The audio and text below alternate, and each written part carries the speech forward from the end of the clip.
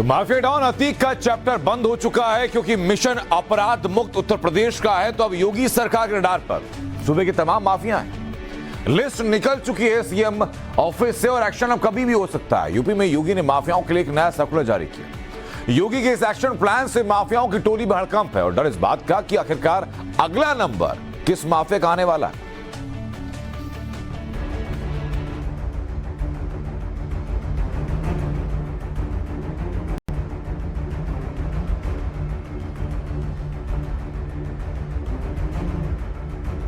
कानून व्यवस्था तो बदतर थी ही। उत्तर प्रदेश दंगों के रूप में कुख्यात था। बहुत सारे जनपद तो ऐसे थे जहां के नाम से ही लोग डरते थे।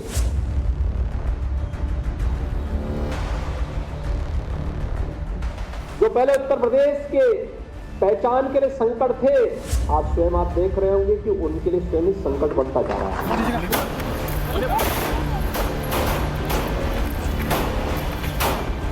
पेशेवर अपराधी और माफिया किसी उद्यमी को फोन से डरा धमका नहीं सकता, कोई नहीं डरा धमका सकता। माफियाओं का सर्वनाश योगी आदित्यनाथ। एक नाम, एक चेहरा, जो कहता है, जो ठान लेता है, वो करके दिखाता है।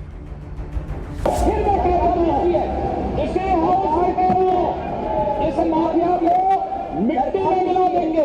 सरकार किसी है, सरकार किसी है, मतलब में हो, ये माफिया है, इनको मिट्टी में मिलाने का काम करेंगे। योगी यानी वो नेतृत्व जिसके राज में बड़े से बड़ा माफिया भी थर्राता है।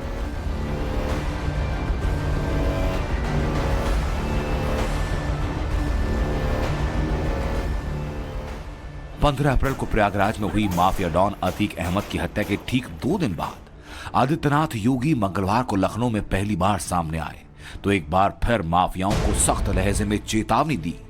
योगी ने कहा, यूपी में माफिया किसी को डरा नहीं सकता। जो यूपी के लिए संकट थे आज खुद संकट में है।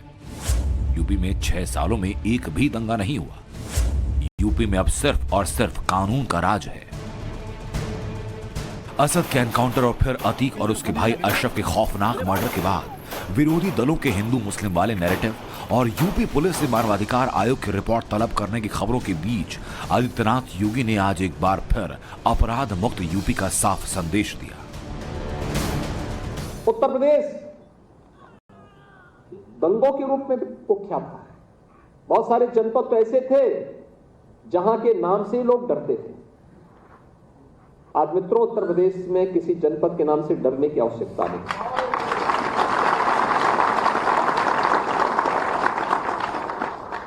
जो पहले उत्तर प्रदेश के पहचान के लिए संकट थे, आज स्वयं आप देख रहे होंगे कि उनके लिए स्वयं ही संकट बनता जा रहा है। एक भी बार कर्फ्यू यूपी में नहीं लगा, उसकी नौबत ही नहीं आने पाएगी। अब कोई पेशेवर अपराधी और माफिया किसी उद्यमी को फोन से डरा धमका नहीं सकता है। योगी की बातों का लबोलवाब ये कि अतीक और उसके गैंग का सफाया तो बस झांकी है। माफिया राज के अंत की पूरी तस्वीर आना अभी बाकी है। माफिया राज के खात्मे को लेकर अभी और बड़ा काम होगा। देश में योगी का और भी नाम होगा, यानी अतीक पर ही सिलसिला थमने वाला नहीं। लेकिन सवाल ये कि अतीक गैंग की दुर्दशा के बाद क्या वाकई अब यूपी में अपराध पर जीरो टॉलरेंस हो गई है? क्या यूपी में गुंडे माफियाओं के दिन लद चुके हैं? जिस दुस्साहसिक तरीके से अतीक अहमद की हत्या की गई उसे देखकर तो कम से कम अभी ये नहीं कहा जा सकता।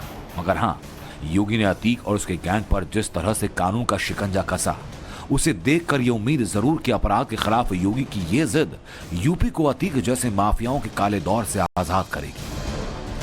पार्टी की स्थिति जो है वो भाजपा को असहज करना चाहते हैं, डिस्टेबलाइज करना चाहते हैं और कोई भी मौका ऐसा हो जहां हम योगी आदित्यनाथ को कटघरे में खड़ा कर सकें, उनकी रेपुटेशन है उस पर दाग लगा सके, इसको वो छोड़ना नहीं चाहते। क्योंकि ये सारा देखिए इलेक्शन के पहले का गंदा माहौल तैयार होना शुरू हो गया है। किसी ने गलती की हो या न की हो उसके ऊपर आरोप लगाओ। आरोप सही हो गलत हो, पर आरोप तो लगाते जाओ, कुछ तो काला धब्बा कहीं ना कहीं रह ही जाएगा।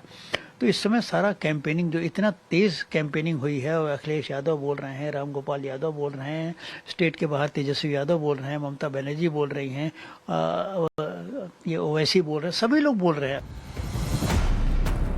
2017 में जब योगी आदित्यनाथ ने प्रचंड बहुमत से सरकार बनाई तो सबसे बड़ी चुनौती ये कि यूपी को अपराध मुक्त और दंगा मुक्त कैसे करेंगे।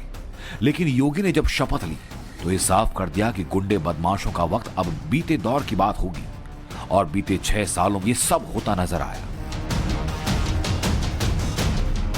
13 अप्रैल को अतीक के बेटे असद का एनकाउंटर हुआ, जिसे मजहब से जोड़ा गया। ओवैसी और अखिलेश ने इसे भाईचारे के खिलाफ बताया। अतीक के मर्डर के बाद योगी विरोधी सुप्रीम कोर्ट तक पहुंच गए। अतीक और अशरफ की हत्या की जांच के साथ योगी राज में 2017 के बाद से हुए 183 एनकाउंटर की जांच के लिए सुप्रीम कोर्ट के एक पूर्व जज की अध्यक्षता में एक स्वतंत्र एक्सपर्ट कमेटी बनाने की मांग की, जिस पर योगी सरकार ने 6 सालों में एनकाउंटर में ढेर हुए अपराधियों की लिस्ट जारी कर दी। योगी सरकार की इस लिस्ट के मुताबिक 2017 से अब तक जो 183 अपराधी मुठभेड़ में ढेर हुए, उनमें केवल 57 मुसलमान हैं, तो एनकाउंटर में ढेर किए गए 126 अपराधी हिंदू हैं। साल 2017 से लेकर यूपी में किस साल कितने अपराधियों का एनकाउंटर हुआ, इसे लेकर भी योगी ने सिलसिलेवार आंकड़े जारी किए।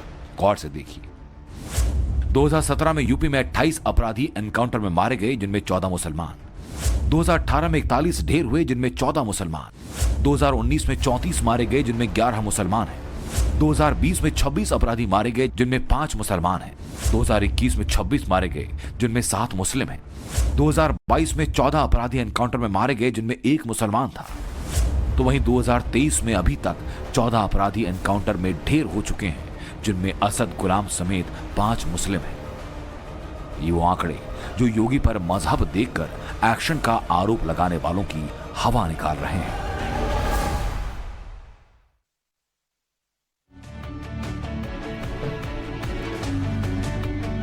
तो अब बात अतीक की बेगम और अतीक गैंग की गॉड मदर यानी कि शाइस्ता परवीन की। करीब 53 दिनों से फरार है और पुलिस लगातार शाइस्ता की लोकेशन ट्रेस करने की कोशिश कर रही है। यूपी से लेकर बंगाल और महाराष्ट्र में शाइस्ता को अरेस्ट करने के लिए रेड हो रही है।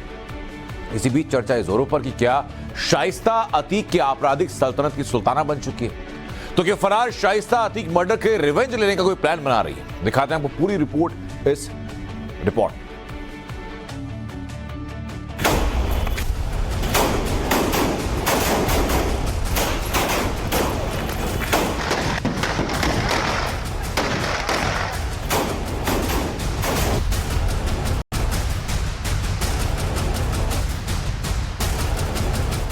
न बेटे के जनाजे में आई, न शौहर की मौत का माता मनाने आई, और न ही देवर की लाश देखने आई। परिवार मिट्टी में मिल गया, लेकिन न तो उसने अपने किसी सगे से संपर्क किया और न ही किसी वकील से सरेंडर करने के लिए कांटेक्ट। तो आखिर क्राइम की ये क्वीन शाइस्ता परवीन कहां है? ये सवाल लगातार सुर्खियों में है, लेकिन इन्हीं सवालों के साथ शाइस्ता परवीन को लेकर नई थ्योरीज भी सरगर्म है। क्या पति और बेटे और देवर की मौत का बदला लेने के लिए शाइस्ता किसी खतरनाक प्लानिंग में है? क्योंकि कहा यह जा रहा है कि शाइस्ता को मालूम है कि अतीक को किसने मरवाया। तो क्या इसलिए कब्र में दफन अतीक की पत्नी और उसके क्राइम सिंडिकेट की वारिस शाइस्ता परवीन आज भी एक्टिव है? क्या इसी साजिश को अंजाम देने के लिए उसके मददगार आज भी उसे पनाह दे रहे हैं?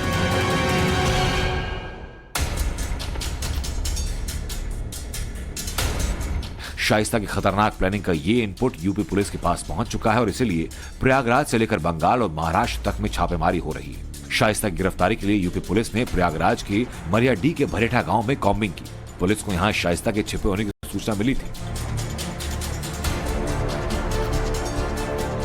इस वक्त हम बरेठा गांव के पास हैं और ये गांव जो है अब कहा जा रहा है कि कुछ देर पहले पुलिस इस गांव में पहुंची थी, कॉम्बिंग किया। पुलिस के जवान आपको तस्वीरों में दिखाई दे रहे हैं। लगातार यहां पे तलाशी की जा रही है। जो खबर है उसके मुताबिक जो इनपुट्स मिले थे, जो लोकेशन मिली थी, लास्ट लोकेशन कहा जा रहा है कि इसी बरेठा गाँव में मिली थी। एक बड़ा गाँव है, मुस्लिम आबादी का एक बहुत बड़ा गाँव है और यहाँ कहा जा रहा है कि इसी गाँव में जो लोकेशन थी, लास्ट लोकेशन, उसको ट्रेस किया गया था। उसके बाद पुलिस की टीम यहाँ पहुंची और लगातार जो है उसकी शाइस्ता परवीन की तलाश की जा रही है।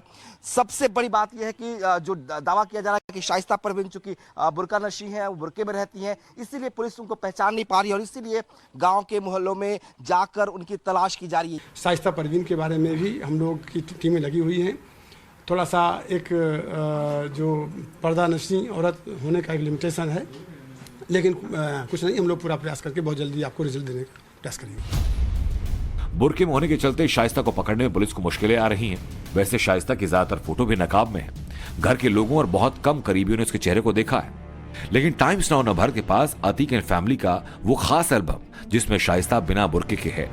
ये देखिए, अतीक अहमद के साथ साथ शाइस्ता परवीन, वो शाइस्ता परवीन जो कि अभी तक आपको सिर्फ और सिर्फ बुर्के में ही नजर आती हैं, क्योंकि कहा यह जा रहा है कि जो उनकी जो ओरिजिनल तस्वीर है, ओरिजिनल जो फोटो है, वो अभी तक किसी के हाथ नहीं लगी थी। लेकिन टाइम्स नाउ नवभारत आपको शाइस्ता परवीन की जो ओरिजिनल फोटो है, यानी बगैर बुर्का के, वो आपको दिखा रहा है। इसमें अतीक अहमद है, शाइस्ता परवीन है और इसके साथ ही बीच में एक कहा यह जा रहा है एक लड़का है जो कि अतीक अहमद का ही बेटा है, और ये बेटा अब किस नंबर का है ये नहीं पता चल पाया है। फिर अब इस छापेमारी में ये जो तस्वीरें हैं वो काफी हद तक सहायक हो सकती है, क्योंकि अभी तक अतीक शाइस्ता परवीन की ओरिजिनल फोटो नहीं मिलती थी, लेकिन अब ये ओरिजिनल फोटो है वो देखने को मिल रही है। देखिए, ये कोई किसी शादी का कार्यक्रम है और उसी में शिरकत करने के लिए शाइस्ता परवीन पहुंची हैं।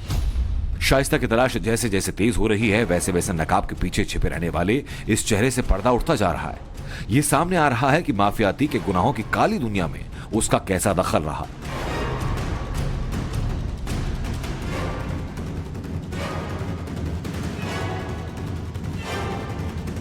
अब तो कहा यह भी जा रहा है कि शाइस्ता ने अतीक के गुनाहों की सल्तनत की बागडोर अपने हाथ में ले ली है, क्योंकि अतीक और अशरफ के जेल जाने के बाद शाइस्ता ने जमीन से जुड़े धंधों की बागडोर अपने हाथ में ले ली थी।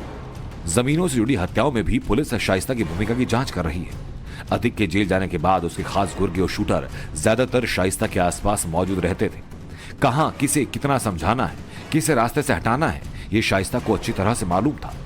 अतीक के जेल में बंद रहते उसने उमेश पाल के कत्ल को अंजाम देने तक सबसे बड़ी भूमिका निभाई। उमेश पाल हत्याकांड में शामिल अतीक के सारे शूटर्स के प्रयागराज छोड़ देने के बाद भी शाइस्ता प्रयागराज में रही।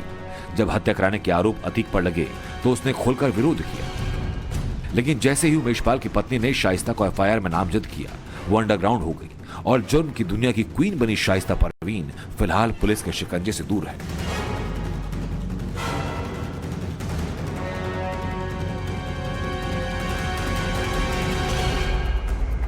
आखिर शाइस्ता कहां गई, ये यूपी पुलिस एसटीएफ के सामने बहुत बड़ा सवाल। शाइस्ता के सामने एक वक्त हर वो रास्ता खुला था जहां वो भाग सकती थी। आपको बता दें कि लोकेशन जहां शाइस्ता भाग सकती है, क्योंकि ये वो ठिकाने जहां असद को पहुंचाने के लिए शाइस्ता जोर लगा रही थी। मुमकिन है इन्हीं में से किसी एक जगह पर शाइस्ता हो। कहा जा रहा है कि शाइस्ता असद को नेपाल के रास्ते सऊदी अरब या पाकिस्तान भगाना चाहती थी। वो ऐसा कर नहीं पाई। असद यूपी पुलिस के साथ एनकाउंटर में मारा गया। तो क्या शाइस्ता भी उसी रास्ते बाहर निकल गई, या फिर वो अब तक देश में ही अंडरग्राउंड है? ये बात शाइस्ता के बारे में खबर आ रही है कि कभी आ रही है कि वो वेस्ट बंगाल भाग गई, कभी ये खबर आ रही है कि वो खाड़ी देशों में जाने की फिराक में है। ऐसा क्या कुछ इनपुट आप लोगों को मिल पाया है कि आखिरकार शाइस्ता परवीन, और दूसरा मेरा ये सवाल है कि क्या चुनौती आप लोग देख रहे हैं शाइस्ता परवीन को पकड़ने को लेकर? देखिए, पहली बात कि जो जिन संभावनाओं की आप बात कर रहे हैं, उन संभावनाओं पे अगर कुछ मेरे पास सूचना होगी भी तो हम आपसे इस मीडिया के सामने शेयर नहीं करना चाहेंगे। नंबर एक, तो ये हमारी पुलिस की आवश्यकता है।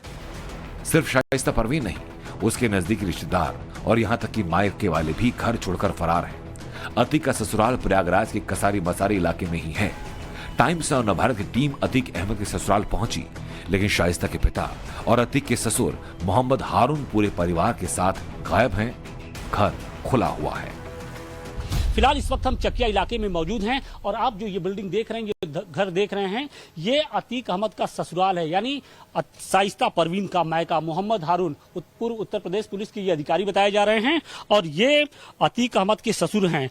जब जनाजा उठ रहा था तो वो इस दौरान मौजूद थे, लेकिन अब वो घर छोड़कर फरार हो गए हैं, क्योंकि जिस तरीके से इस पूरी घटना को अंजाम दिया गया, अतीक और अशरफ को मारा गया, उसके बाद से जो परिवार है, जो नजदीकी रिश्तेदार हैं, वो भी डरे हुए हैं। और आलम यह है कि आप देखिए कि न सिर्फ घर का जो मुख्य गेट है वो खुला हुआ, बल्कि यहाँ के जो दरवाजे हैं, कमरे हैं, वो भी खुले हुए हैं और उसकी एक एक जो तस्वीर है वो हम आपको दिखाने की कोशिश कर रहे हैं। जैसे ही आप इस घर में एंट्री करेंगे आप देखेंगे कि चारों तरफ जो सामान है वो यहाँ पर बिखरा हुआ है, फैला हुआ है। ये सोफे हैं, सोफे पर गद्दे भी हटा दिए गए हैं। इसके साथ ही ये देखिए एक कबर्ड है, कबर्ड में बहुत सारी कुछ किताबें हैं, इसके साथ ही कुछ अन्य सामान हैं। मतलब आप ये समझिए कि डर का आलम यह है कि जो परिवार के लोग थे उन्होंने इस घर को, जो कबर्ड है उसको भी नहीं बंद किया।